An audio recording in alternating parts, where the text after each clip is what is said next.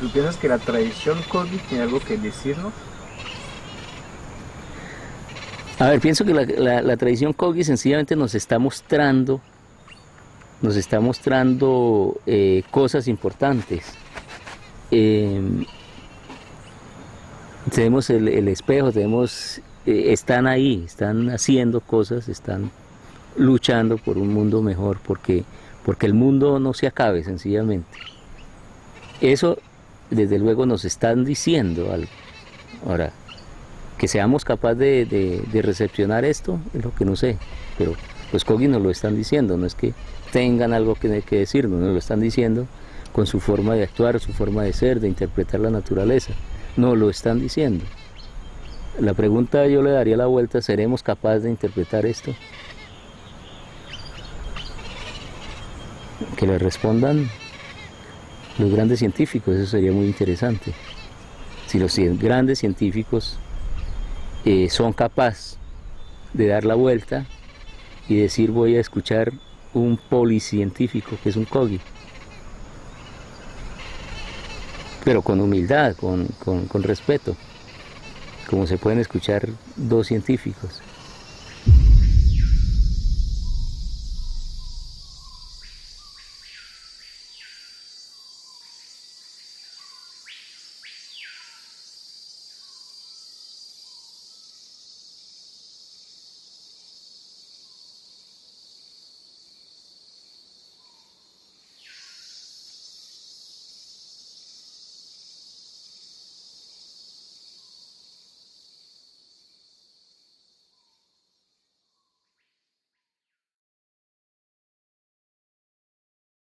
C'est Denis Chartier qui me demande, ainsi qu'à Françoise, ça serait bien si vous veniez aux réunions de septembre, où il va y avoir une espèce de confrontation entre un certain nombre de scientifiques, une association qui fait le pont entre les Kogi et le monde rural du Vercors, et ça serait bien que vous soyez là en observateur habitué à travailler avec les Amérindiens. So the question for me is, do the Kogi have something to say that we do not already know? Donc la question pour moi c'est, est-ce que les Kogi ont quelque chose à dire que nous ne savons pas déjà? So I am here to see this investigation, comparing their understanding of a natural territory that is alien to them with the understanding of our experts. Donc je suis là pour assister à leur compréhension de ce territoire qui pour eux est complètement étranger et un alien pour eux, et comparer à la compréhension qu'en ont nos propres scientifiques.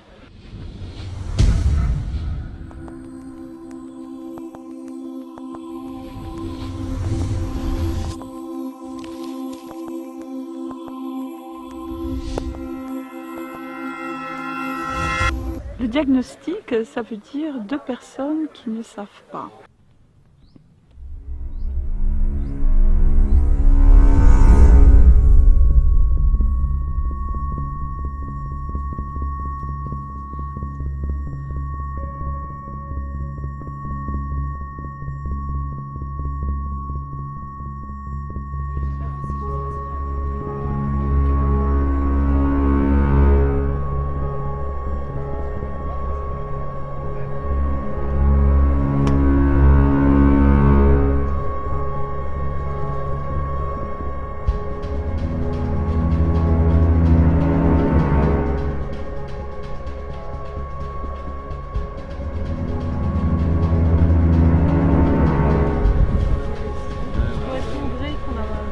Une carte hygiène pour localiser un peu plus. Oui, oui, mais ça j'en ai.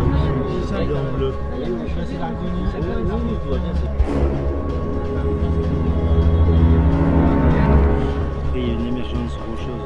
Un truc que tu as déjà entendu parler dans certaines analyses. Mais là, on était dans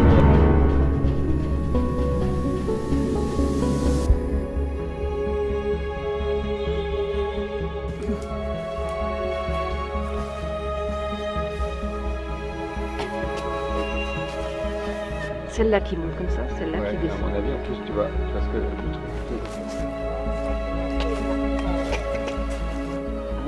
Les règles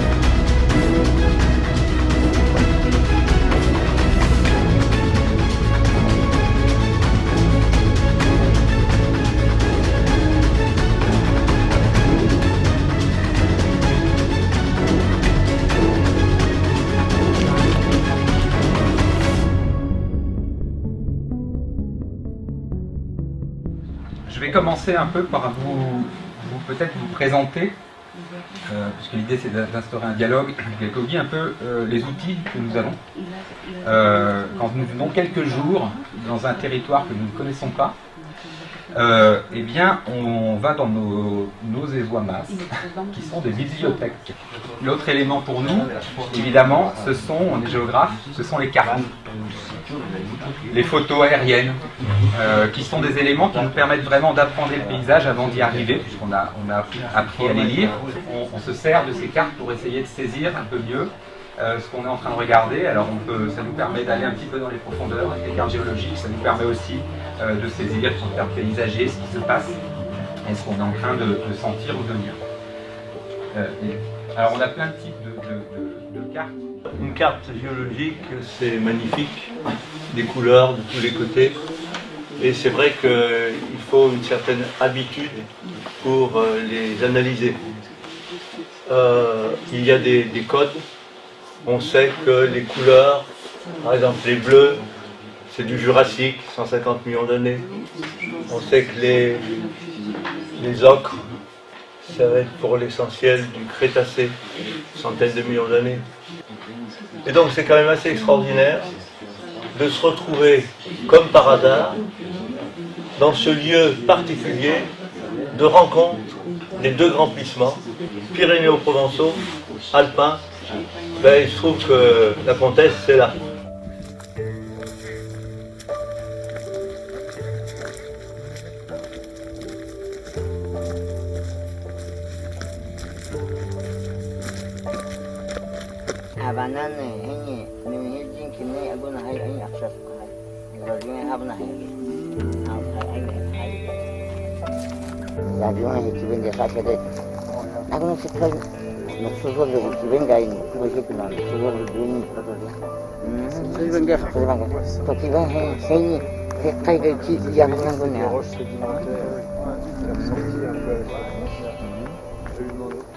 ¿Cómo el mamu sabe eso? ¿Cómo lo siente, lo ve, lo dibuja?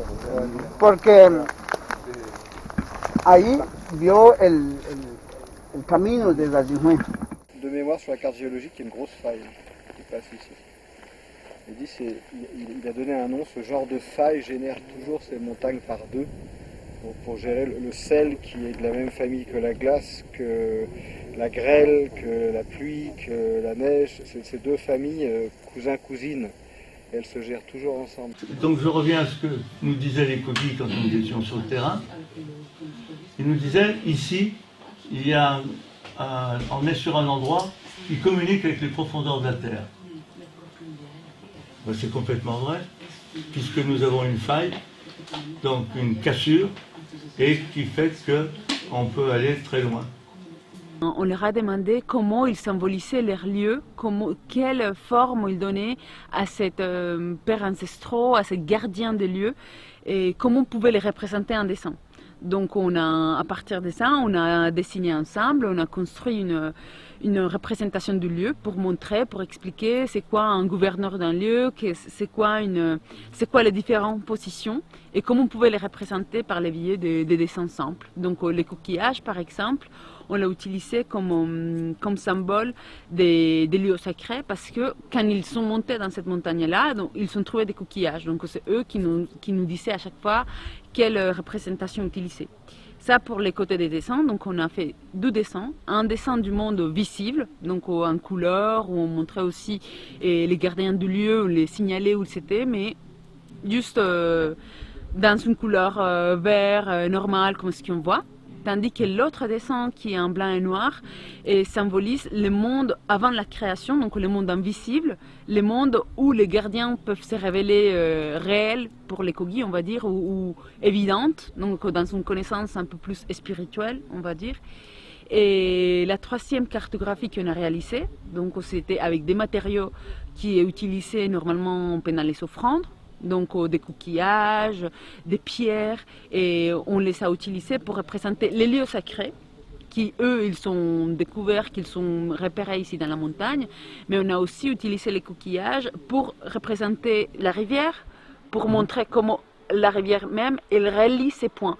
Et ensuite, on a utilisé des cordes pour montrer en fait comment ces points étaient reliés entre eux. Donc cette construction, on l'a réalisée aussi avec les Kogi qui nous ont indiqué où mettre chaque élément et quel type d'élément utiliser pour représenter tel ou tel lieu. Este sitio tiene conexión con el Macu. Ce site a une connexion avec l'autre site qui s'appelle le Macu. Este sitio tiene relación con el Fugu. Il a aussi une relation avec le Yurukui qui est au-dessus, le Chauvet. Este sitio tiene conexión con Hucuacu. Il a aussi une relation avec le gardien à l'entrée. De cortar estos hilos, quand vous coupez ces fils, hay una desacuerdo, hay una desconexión, une déconnexion qui se met en place, que no va a circular la red, las energías. qui ne permet plus à l'énergie de circuler. Entonces, esto es unas mapas que nosotros hicimos para poder ilustrar, une carte qu'on a essayé para de faire, más o menos que usted pueda entender. Pour essayer de faire comprendre et d'illustrer un peu comment on conçoit les choses. Ils sont beaucoup plus pointus que nous, effectivement, quand je les observe, ils ont une vision beaucoup plus macro que nous. Moi j'ai une vision micro, c'est-à-dire en fait j'ai observé des maisons, j'ai observé une ferme, je me suis intéressé à une centaine d'hectares, et quand ils approchent un lieu, c'est les montagnes, l'interaction des montagnes, et finalement ils ont une vision sensible et ils ressentent les choses, un peu comme nous, mais avec finalement une prise de hauteur qu'on n'a pas, et c'est extrêmement enrichissant et inspirant en disant tiens, le travail que je fais là sur le petit caillou, finalement, si je prends en compte la montagne, est-ce que ce serait le même travail?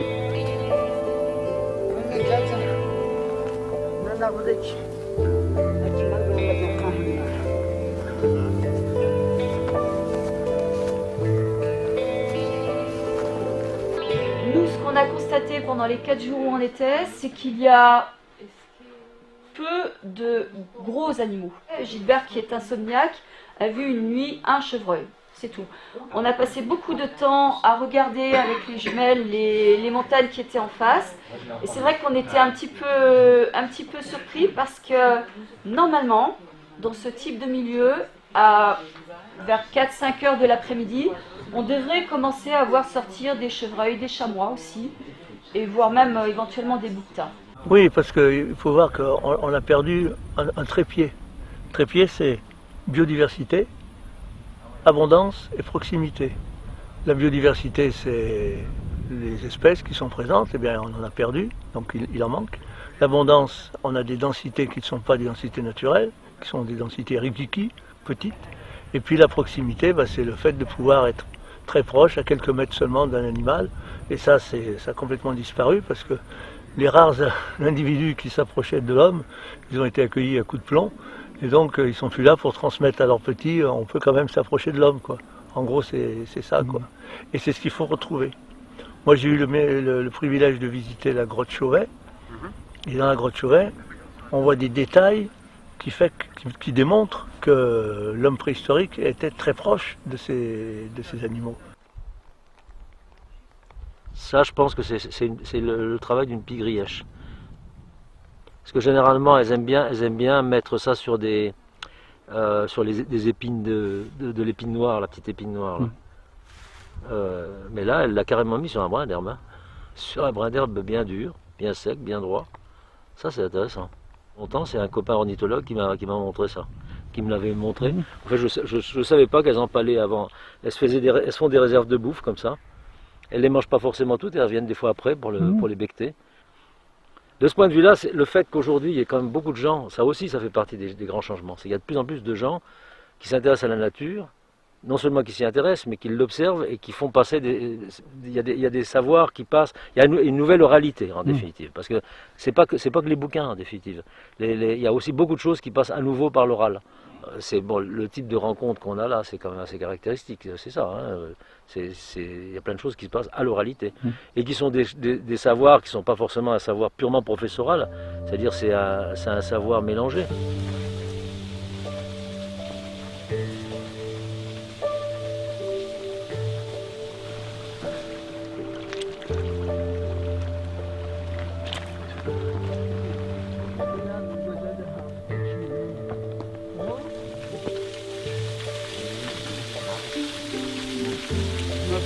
Antes era el agua es una madre, el agua es una mujer y esas mujeres empiezan a decir.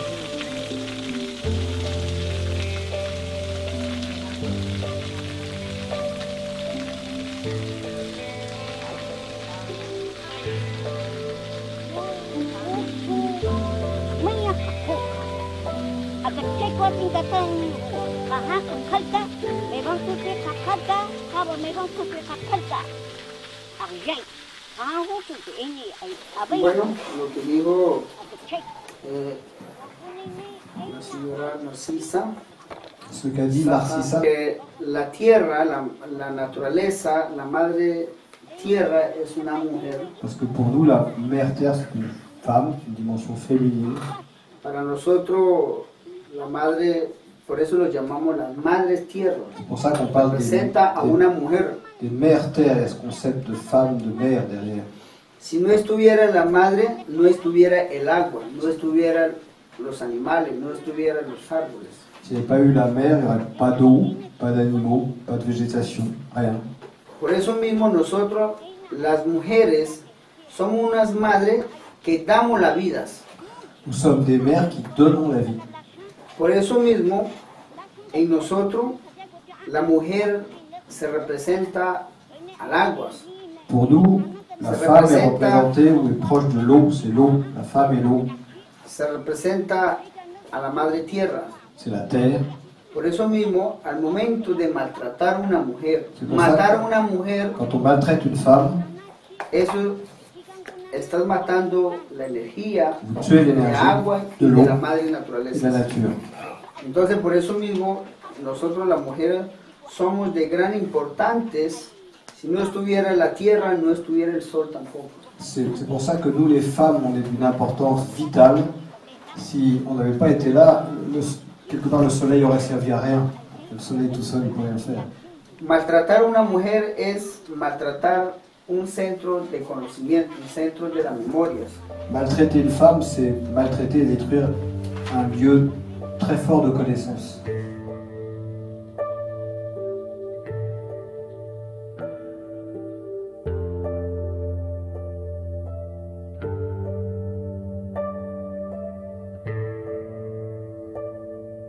L'eau est un élément clé dans la nature. C'est un élément mystérieux. Et plus on avance, plus on comprend que finalement l'eau dans notre corps humain n'a pas du tout la même structure que l'eau qu'on trouve dans la nature. Et cette eau, au contact de la membrane cellulaire, a un comportement qui se comprend à travers la physique quantique. Donc en fait, on se retrouve avec des champs de cohérence qui peuvent stocker l'information, donc la recevoir, la stocker et la redistribuer. Donc en fait, on a des notions différentes, c'est-à-dire qu'on peut comprendre le corps humain comme étant effectivement un ensemble biologique, chimique, mais on peut aussi l'aborder sur le plan de la biophysique et de la physique quantique, avec la compréhension que les récepteurs qui répondent à des molécules chimiques peuvent aussi répondre à des stimulations électromagnétiques. Ce qui fait que nous n'avons plus du tout la même approche actuellement des thérapies par rapport au corps humain. On peut l'aborder effectivement par la chimie, mais comme on sait aujourd'hui, la chimie a tout pollué elle a pollué l'eau, elle a surtout pollué nos corps. Et beaucoup de maladies sont liées à cette intoxication, ce qui fait qu'on a un développement de bactéries, de virus, de mycoses, de parasites qui créent énormément de pathologies, notamment au niveau du cerveau, en particulier chez les enfants, des phénomènes d'électrosensibilité, de chimico-sensibilité, qui font que nous n'avons plus la possibilité aujourd'hui de traiter certaines personnes par la chimie. L'eau est un agent de transport de substances au niveau du corps. Je pense qu'il ne faut pas oublier que l'eau est également un élément de transport au niveau planétaire. Notamment, il va transporter des éléments chimiques et des éléments physiques, les sables, les graviers.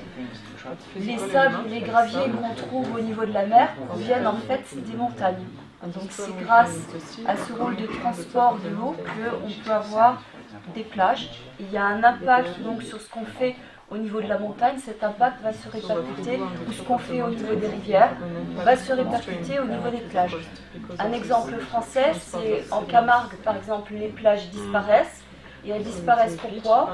Parce qu'au niveau du au niveau du Rhône, et certains de ses affluents, on a une succession de barrages qui empêchent les sédiments, et notamment le sable, d'arriver jusqu'au niveau de la mer. L'eau joue également un rôle nourricier au niveau planétaire, puisque certains éléments qui sont transportés par l'eau, je pense par exemple au bois mort, le bois mort des forêts qui tombe dans les rivières, qui est transporté par l'eau, arrive jusqu'à l'océan et joue un rôle extrêmement important, parce que quand il arrive au niveau des océans, il va flotter pendant un certain nombre d'années. Ça va servir de zone dans lesquelles les animaux marins, des tortues par exemple, ou d'autres animaux marins, des poissons, vont venir se réfugier pour se nourrir et se reproduire. Quand le bois sera tellement imbibé d'eau qu'il va plus flotter, il va couler au fond dans les grands fonds, et il servira de source d'alimentation pour des organismes marins. Donc il y a un vrai rôle de connexion au niveau planétaire de l'eau.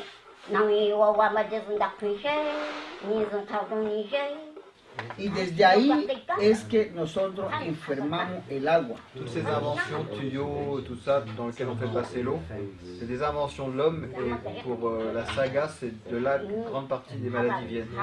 Y esas se contamina el agua, y cuando nosotros tomamos, contaminamos nosotros también. Quand on prend cette eau qui est contaminée, on se contamine. Contaminamos el cuerpo, contaminamos la memoria, contaminamos la vida, contamine le corps, la mémoire, la vie. Cuando nosotros tomamos aguas contaminadas, no es igualmente en el pensamiento. Quand on prend de l'eau contaminée, ça va aussi affecter notre manière de penser. Desde ahí nos crea las enfermedades, distintas clases de enfermedades que nos puede presentar. Et là, il y a plein de types de maladies qui peuvent arriver partout. Entonces, esto es lo que puedo decir, esto es lo que puedo compartir. Entonces, para nosotros el agua representa a las mujeres. Pour nous, c'est ce que je peux vous dire aujourd'hui sur l'eau. Pour nous, l'eau, ça représente les femmes, le féminin. Que crea la vida. Qui crée la vie. Esto es lo que puedo compartir en el momento. C'est ce que je pouvais vous partager aujourd'hui maintenant. Je refais une petit parallèle avec les eaux minérales ardéchoises. Nous avons des grandes fissures, des grandes failles dans lesquelles l'eau s'infiltre, descend en profondeur. On a mesuré à 500 ans, donc l'eau de pluie qui coulait à la Renaissance est partie dans ces profondeurs, est remontée, et aujourd'hui nous la buvons. Et l'eau de Vals ou Arsens, vous n'avez pas de nitrate, vous n'avez pas de phosphate. L'eau que nous envoyons aujourd'hui, comme nous ne sommes pas des paresseux, nous les Occidentaux, nous salissons l'eau, nous envoyons de l'eau bourrée de nitrate et de phosphate et de pesticides, et en 2500, quand on boira de l'eau, on dira mais ils étaient dégueulasses ces gens de l'an 2000. Il y a 60 millions d'années, il y a cette explosion de fleurs, et là apparaissent les grandes voies d'Apis et de Mélipone et autres de Trigone, qu'au départ il n'y a pas. Il n'y a pas parce que ce n'est pas les mêmes fleurs. C'est ça. Il y a eu quand même, il a fallu encaisser la crise de l'extinction relativement importante, mais les dinosaures. Mais après, ça a éteint quand même beaucoup de choses. Beaucoup de choses, oui. Mais ça les éteint pas, elles, ça les fait changer, mais ça ne les éteint pas.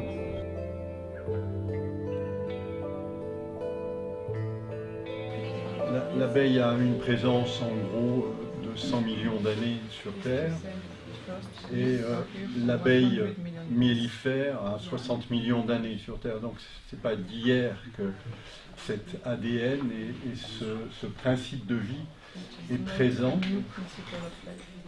Et ce qui est intéressant de voir, c'est le lien qu'il y a avec les peuples.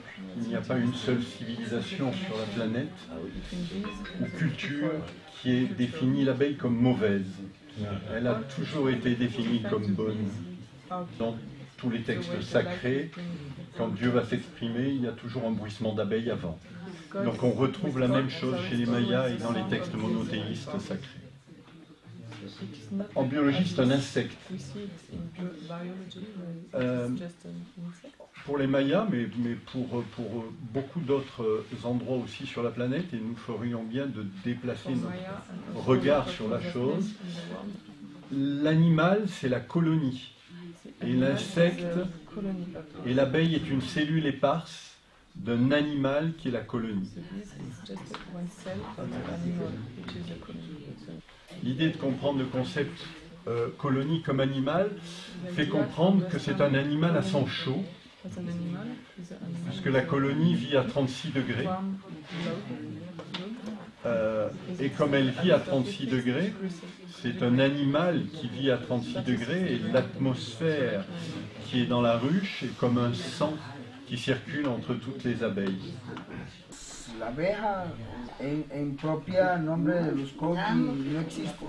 Il n'y a pas de nom propre chez les Kogi pour désigner l'abeille. La miel de abejas nosotros lo utilizamos para poder revitalizar el cuerpo en el momento de tomar. Le miel de ces abeilles, nous on l'utilise pour soigner, pour revitaliser le corps quand on boit. El miel de ubagungo nos sirve para poder infectar el ojo. Désinfectant. Le miel d'une des abeilles ubagungo, on l'utilise pour désinfecter les yeux. Para nosotros la cera de hadzi, la cire de l'une des espèces qui s'appelle hadzi, con esa es lo que nosotros utilizamos para los instrumentos musicales, para hacer carrizos, para hacer tambor, para hacer, ¿cómo se llama eso? Flauta, tortuga. Para hacer canto a cada animales, para hacer canto a cada vegetales, para hacer canto al agua, para hacer canto a las madres. Con esa es que nosotros hacemos con el hadzi. C'est avec la cire de cette espèce hadzi qui font les instruments de musique. Les tortues, comme ça, il y a une partie de cire, les flûtes, enfin tous leurs instruments de musique fonctionnent avec cette cire-là. Et c'est avec ces instruments faits avec la cire de cette abeille particulière qui font tous leurs chants aux animaux, aux plantes, à l'eau et à la mer en général. Juste pour préciser, j'ai omis de dire tout à l'heure que l'abeille sacrée des Mayas est une mélipone. Est une mélipone. Ouais, c'est ça, précision importante. Okay. Ouais. Donc elle ne pique pas. Non. Alors chaque espèce de mélipone présente en Amazonie fait son miel. En Amazonie, on n'a donc que du miel sauvage. Le miel est considéré comme la boisson des dieux et la boisson des hommes qui ont réussi après leur vie à accéder, alors appelons ça grossièrement le paradis, mais même si ça n'a aucun sens. Enfin bref, la vie après la mort, quand les hommes sont, et les femmes et leurs chiens sont à nouveau en harmonie, on mange et on boit du miel.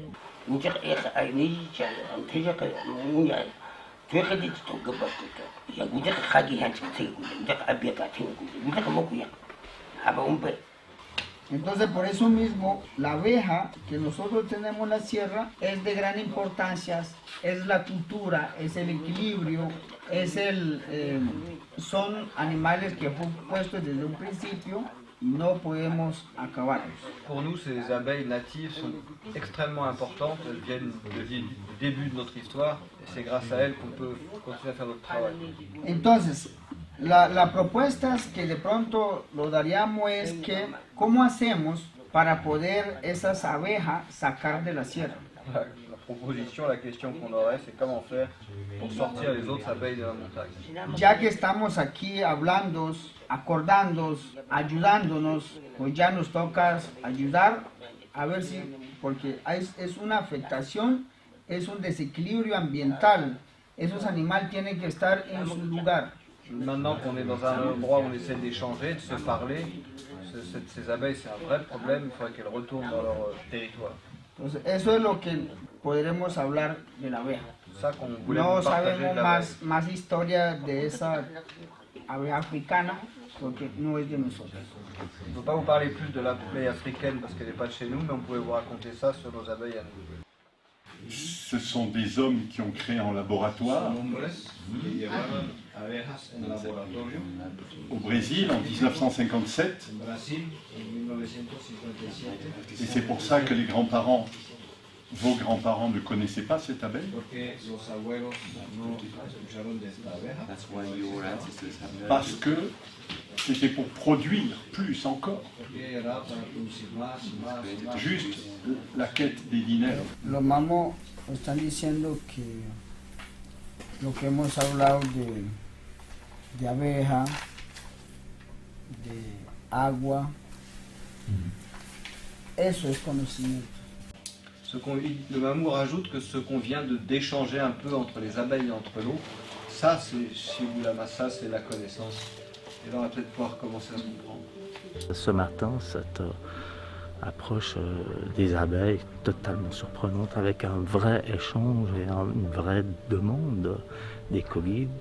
Que faire devant cette abeille tueuse, cette abeille africaine qui est née en laboratoire et qui détruit chez eux les autres abeilles, donc la pollinisation, la biodiversité, etc. Donc en fait, les vieux arbres, pour l'équilibre, dans notre perception, en fait, ils équilibrent ce traumatisme qui est la plantation. Parce qu'ils tiennent une porte, quelque chose se passe juste après.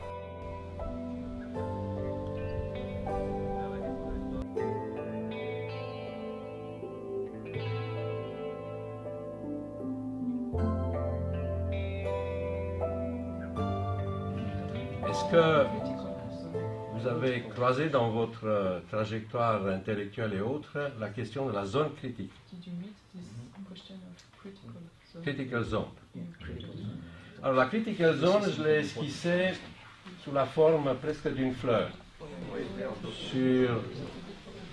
Et en fait, la zone critique, c'est cet épiderme, cette peau de la Terre, où se rencontrent l'hydrosphère, c'est-à-dire l'eau, les cycles de l'eau, l'atmosphère, avec des cycles où l'eau et l'atmosphère se rencontrent, les sols, la lithosphère, comme on appelle, et le vivant, la biosphère, sens strict. Donc le point de rencontre de ces quatre sphères, quatre systèmes ovales que je dessinais, c'est la zone critique, et en fait qui aujourd'hui est définie comme étant une hauteur dans l'atmosphère, le niveau terrestre sans strict sur lequel on marche, et puis la partie des sols qui se forment sous la Terre. Alors, dans la zone critique, il y a une couche qui est probablement la plus stratégique, la plus importante, et c'est celle qui forme les sols. Les sols, ce sont des écosystèmes peut-être les plus compliqués, mais les plus fragiles qui existent. Donc, qu'est-ce qu'on fait avec les sols va déterminer ce qu'on fait avec le reste de la zone critique. Et dans la zone critique, si vous regardez les quatre composantes, si j'enlève l'air qui ne semble pas jouer un rôle aussi critique que les autres, on a l'eau, les sols, la biomasse. Les trois sont les ingrédients majeurs de l'agriculture. Et qui dit agriculture dit alimentation. Pas seulement, mais essentiellement alimentation. Et qui dit alimentation dit santé publique. Donc, je voulais intégrer ça dans la discussion d'aujourd'hui, puisqu'il me semble que derrière, il y a tous les ingrédients pour arrêter de penser par tranche, par saucissonner les choses. Et là, rencontrer les cogis avec leur façon de voir les choses, chaque fois qu'on touche une des composantes, en fait, on affecte les autres. Donc, l'agriculture, si je me résume à ce que nous faisons tous les jours, provoquer des changements dans les sols modifie ce que les sols donnent et le rapport que le sol et ce qu'il donne a avec l'eau. Et on peut répéter ça pour chacun des éléments.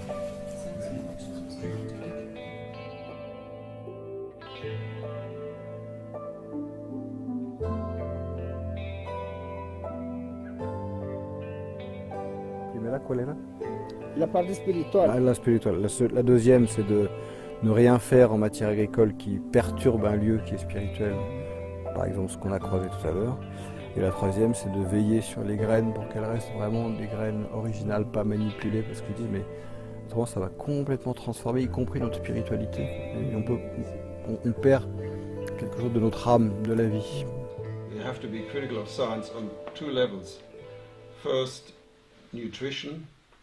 Our ideas about even nutrition our scientific ideas are really quite primitive. Donc on doit être très critique sur la science et particulièrement à propos de la nutrition parce que notre manière de concevoir la nutrition est très, d'une manière scientifique en tout cas, est extrêmement primitive. We're only just discovering just how complex nutrition really is. In the 60s, they just barely discovered vitamins, and they were just talking about protein, carbohydrate, and fats. It's very simplified. And now we're gradually becoming more aware of the immense complexity. On commence tout juste à comprendre la complexité de la nutrition et la complexité du corps humain. Et on a par exemple découvert les vitamines dans les années 60. Donc c'est très récent. Avant, on parlait uniquement de protéines et de... And on another level, we're only just beginning to understand soil and the complexity of the millions of different life forms that uphold the web of life in the soil. Et on commence aussi tout juste à comprendre la complexité des sols et les milliers de formes de vie qui se trouvent dans le sol et qui le constituent. So if I study indigenous food systems, and the indigenous people have a different form of knowledge about how to keep the soil healthy, how to have healthy nutrition. Donc j'ai étudié les systèmes alimentaires des peuples indigènes et ils ont une approche particulière sur comment conserver des sols en bon état et une nourriture appropriée, saine. Yeah. For one example, in South America, people have traditionally added lime to when they cook maize, and it increases the ability of the body to absorb niacin massively. Par exemple, en Amérique du Sud, les gens ont traditionnellement ajouté du citron. La chaux. Like this. So we're just discovering that this knowledge, and it's vast, and it's not a scientific knowledge; it's a knowledge of experience. And science has really been too arrogant in thinking we can revolutionize nutrition, we can revolutionize agriculture, and with our little bit of knowledge, scientific knowledge, we thought we can change all that. But we have to be a little bit more humble and learn from these food systems that have been sustainable for hundreds, thousands of years. Et on commence tout juste à comprendre cette complexité qui vient pas forcément de l'approche scientifique, mais plutôt de l'expérience. Et du coup, la science a à un moment pensé et cru qu'elle pourrait révolutionner la nutrition et tout comprendre. Et en fait, on doit être beaucoup plus humble que ça et écouter aussi toutes ces expériences pour comprendre, pour approcher la complexité. Mais ça, les agronomes occidentaux n'arrivent finalement toujours pas à vraiment le comprendre. Et quand ils arrivent à le comprendre, c'est par l'aide, évidemment, de ce que disent les Amérindiens et de ce que disent les forestiers. Et quand les Amérindiens, vous leur parlez, vous les questionnez, vous travaillez avec eux sur l'agriculture, ils vous disent « Nous reconstruisons une petite forêt à l'intérieur de la forêt ». Et c'est ça l'alpha et l'oméga de leur mélange de plantes. Ils mélangent les plantes comme les arbres sont mélangés dans la forêt. ¿Es malo de existir la agricultura o somos nosotros lo que hacemos malo para poder producir? Est-ce que c'est l'agriculture en elle-même qui est mauvaise, entre guillemets, ou est-ce que c'est le rapport que nous avons à l'agriculture productiviste qui est mauvais? Él piensa que uno como nosotros, humanos, no sabemos, o hay algunas personas que sí saben el daño que hacen, pero no es, ¿cómo lo digo? No es conscientes de que está afectando mediante la agricultura. Il y en a beaucoup qui, peut-être quelques-uns savent, mais beaucoup ne savent pas, ils n'ont pas conscience à travers cette manière de se mettre en relation avec la terre, de travailler la terre, l'agriculture extensive, on va dire industrielle, ils ne se rendent pas compte du désastre, à quel point ils abîment la terre. Algunas acciones que hemos marcado es reconocer y valorar los ecosistemas. Il faudrait pour cela reconnaître et valoriser les écosystèmes. Promover el reconocimiento de los ecosistemas. Promouvoir cette nécessité de reconnaissance. No intervenir los ecosistemas. Évidemment de ne pas intervenir dans ces écosystèmes. No alterar los ecosistemas. Et surtout ne pas les détruire ou les abîmer. Donc le rapport qu'on doit avoir à la Terre est la même chose que le rapport qu'on doit avoir avec les écosystèmes et avec les vivants. C'est en train de devenir de plus en plus, disons, un élément qui diffuse dans les cercles de la connaissance et au niveau même des Nations Unies. Ces éléments-là remontent, donc il y a un peu d'espoir à ce niveau-là. Au fond, est-ce que nous, on peut vraiment comprendre les Kogi? Est-ce qu'on peut vraiment comprendre pourquoi est-ce qu'ils font ce qu'ils font? Pourquoi est-ce qu'ils sont venus jusqu'ici? Pourquoi ils vivent de la manière dont ils vivent? Pourquoi ils s'habillent comme ça? Et pourquoi est-ce qu'ils mangent ça? Pourquoi est-ce qu'ils font ces sacs? Plein de choses. Et même si on peut avoir un peu une compréhension, je pense, intellectuelle et théorique, au fond, je me demande si c'est vraiment possible de comprendre d'autres cultures, si on n'en fait pas partie.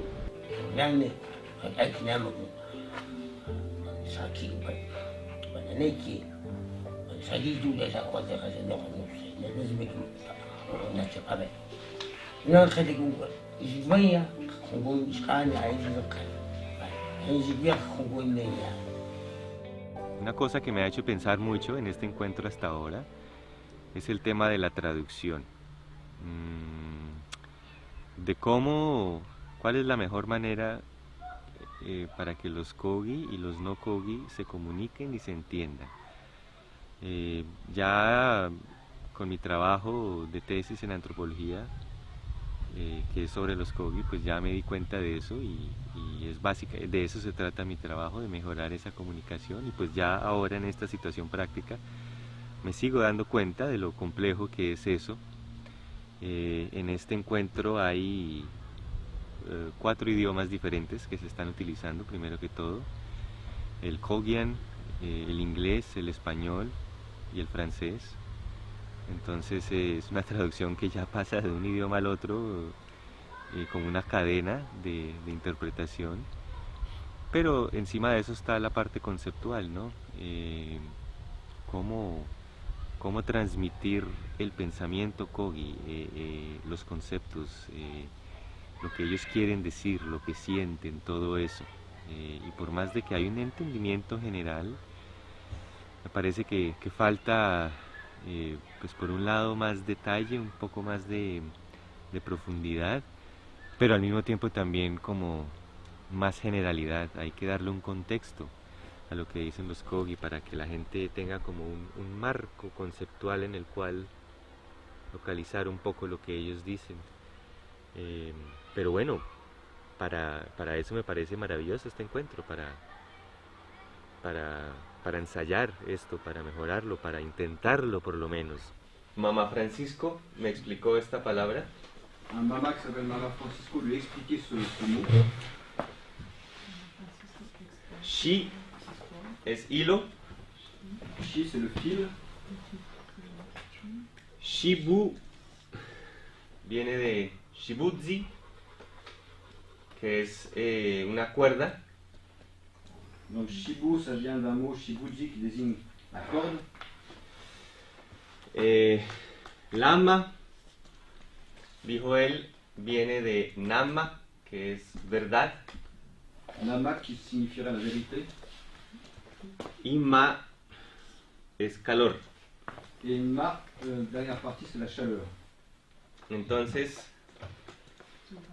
conocimiento, la palabra conocimiento para los Kogi son hilos de conocimiento que se unen para formar una cuerda, un cordón de la vida. Le mot connaissance est un ensemble de fils qui se réunissent pour faire une corde, un gros lien qui forme la connaissance de la vie. Y es caliente porque es de la vida y no es solo pensamiento, sino es una energía que está en todo. De la pensée dans la tête, mais vraiment une énergie qui se diffuse dans le tout. Entonces para ellos, la gran madre, tejió el mundo con ese pensamiento. C'est pour ça que pour eux, la mère créatrice a tissé le monde avec cette pensée. Une Eswama, c'est une location avec un rôle de contrôle dans le monde.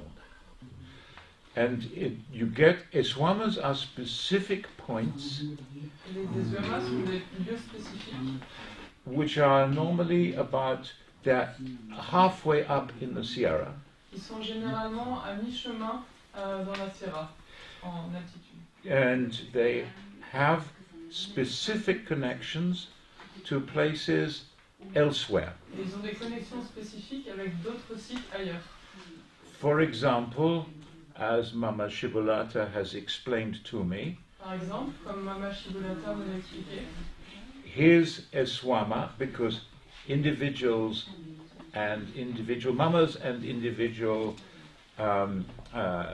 lineages are connected to specific Eswamas. Chaque mama et chaque lignage est connecté to un Eswama spécifique.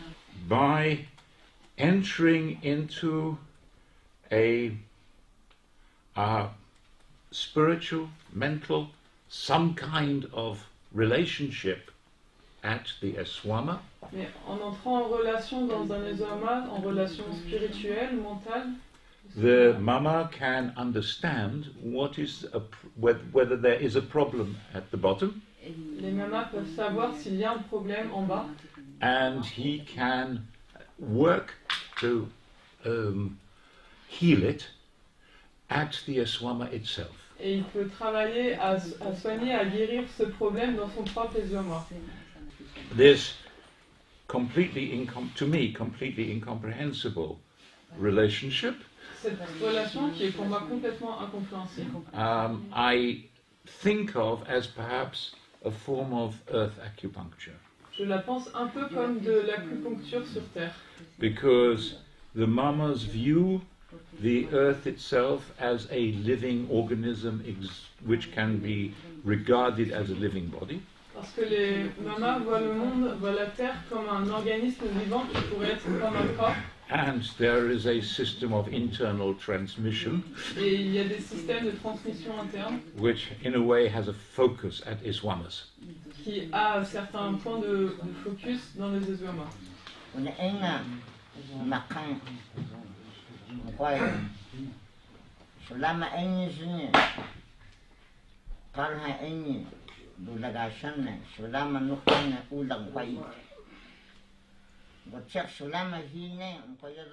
C'est exactement ça qu'il voulait. Shulama,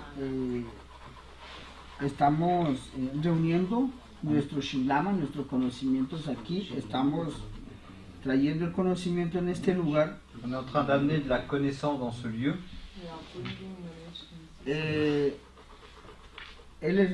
Fal explicó un poco el concepto de Shibulama. Fal qui a commencé à expliquer un petit peu le concept de Shibulama.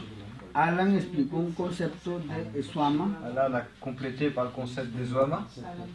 Entonces, lo que él lo que él está diciendo es que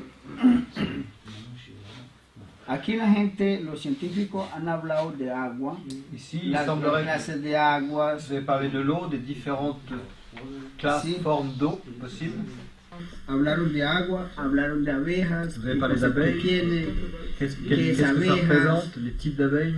Todo eso es un conocimiento. Tout ça, c'est une connaissance. Que nosotros en nuestra lengua se traduce simplemente en shibulamas. Que nous, dans notre langue, tout ça, c'est regroupé sous le mot shibulama. ¿Ya? Entonces, todos esos conocimientos, Toutes ces connaissances, todo ese conocimiento se encuentra en nuestros eswamas. toutes ces connaissances-là, pour nous, se rencontrent dans les eswamas. Uno para poder aprender el conocimiento donde se encuentra en las naturalezas. Il faut d'abord apprendre où se trouvent ces points dans la nature. Cuando uno aprende del agua, ¿de dónde está adquiriendo ese conocimiento? Desde las naturalezas. Quand quelqu'un apprend une connaissance, d'où est-ce qu'il l'apprend? De la nature. Cuando uno está adquiriendo la información de las estrellas, Quand quelqu'un a des connaissances des étoiles, ese conocimiento viene desde las estrellas, desde las naturalezas. ça vient bien des étoiles et de la nature. Entonces, el conocimiento está en cada lugar de nosotros. Eso es lo que nosotros llamamos eswamas, donde está concentrado el conocimiento. Nous, c'est ces lieux où est concentrée la connaissance qu'on appelle les eswamas. Si on se calme un peu, si on devient des paresseux, contemplatifs, de temps en temps, ça fait du bien. À ce moment-là, si on devient des paresseux, c'est la nature qui se met à travailler. Quand on travaille, la nature, on la détruit, on l'empêche de fonctionner. Il est hors de question de dire qu'on a fait un diagnostic. En fait, tout ce qu'on a émis, ça nous permettra peut-être d'envoyer des étudiants, d'autres personnes, travailler pendant des années ici pour comprendre vraiment et pour voir si ce qu'on a senti ou vu était assez juste. Bueno, estamos recolectando nuestros conocimientos. On est en train d'échanger, de recollecter nos connaissances. Si hace falta, pues hoy seguiremos recolectando más conocimientos S'il y a encore quelque chose à repartager, recollecter, on va que continuer. hemos adquirido desde los eswamas. Je crois que ce qu'on peut tirer demain de cet enseignement, c'est un regard différent et un respect différent sur le vivant qui nous entoure. Le langage des Kogi est un langage allégorique en définitive. Hein. Ils ont des perceptions extrêmement fines de la Terre, de l'espace, mais en définitive, leur langage est exportable. C'est pas forcément leur pratique du monde qui est exportable, mais leur vision du monde, elle est tout à fait exportable. Hein. Parce que si on a une vision aussi sensible de cet espace-là, ça pourrait être on pourrait avoir la même vision ailleurs, dans d'autres lieux, que ce soit en Amazonie, que ce soit en Afrique, que ce soit en Asie. Des univers se sont rencontrés, l'univers des géographes, des anthropologues, des philosophes, des architectes, des géobiologues. On se met dans une position où finalement nos discours, notre vision du monde s'impose. Et ça, je pense que l'enjeu majeur, c'est de trouver le point de rencontre et le respect des savoirs mutuels sans qu'aucun savoir ne soit prédominant. Oui, mon rêve, ce serait que l'Occident soit un peu plus humble. Voilà.